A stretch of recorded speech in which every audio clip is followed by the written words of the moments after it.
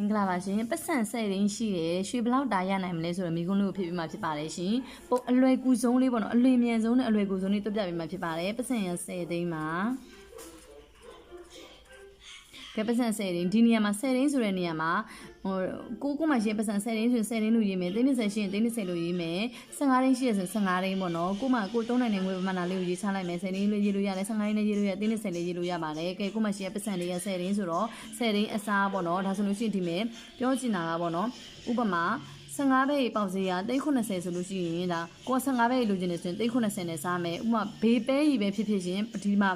ပေါက်ဈေးလေးအတိုင်းပဲမနော်ကိုဝယ်မဲ့ပဲကြီးက16ပဲကြီးဖြစ်တယ်ဆိုလို့ရှိရင်16ပဲကြီးဈေးလေးက85တိန်းဆိုလို့ရှိရင်ကိုက16ပဲကြီးလိုချင်တာလား15ပဲကြီးလိုချင်တာလားဥပမာ15ပဲကြီးလိုချင်တာဆို15ပဲကြီးဒီနေ့ပေါက်ဈေးလေးကဘယ်လောက်လဲရှင်ဟော390ပါကဲဒါဆိုလို့ရှိရင်ကိုမှရှိရဲ့ငွေပမာဏလေးနဲ့390နဲ့စားလိုက်မယ်ဒါမှမဟုတ်ကိုက16ပဲကြီးလိုချင်တယ်ဆိုရင်ကဲ16ပဲကြီးဒီနေ့ပေါက်ဈေးလေးကဘယ်လောက်လဲရှင်85တိန်းမှရှင်ဥပ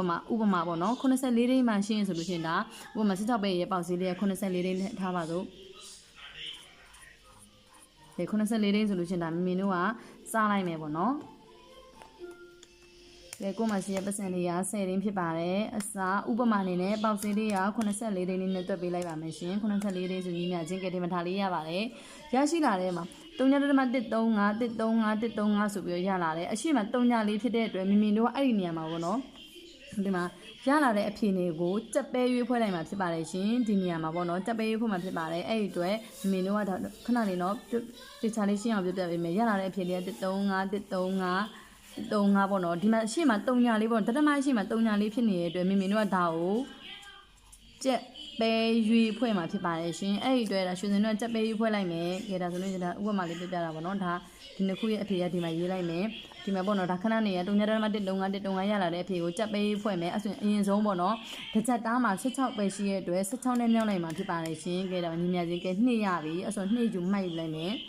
2ပဲပေါ့နော်16ပဲရှိရဲ့အတွက်2ပဲရပြီကဲ2ပဲဆိုလို့ရှိရင်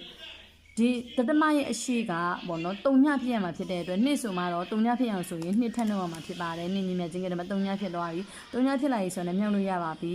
တပည့်မှာ8ရွေးရှိရဲ့အတွက်8နှစ်ထပ်မြောက်ပြန်မယ်ရှင်ကဲဒါဆိုတရွေးပေါ့နော်တရွေးနဲ့ 0.3 ပဲထားပါတော့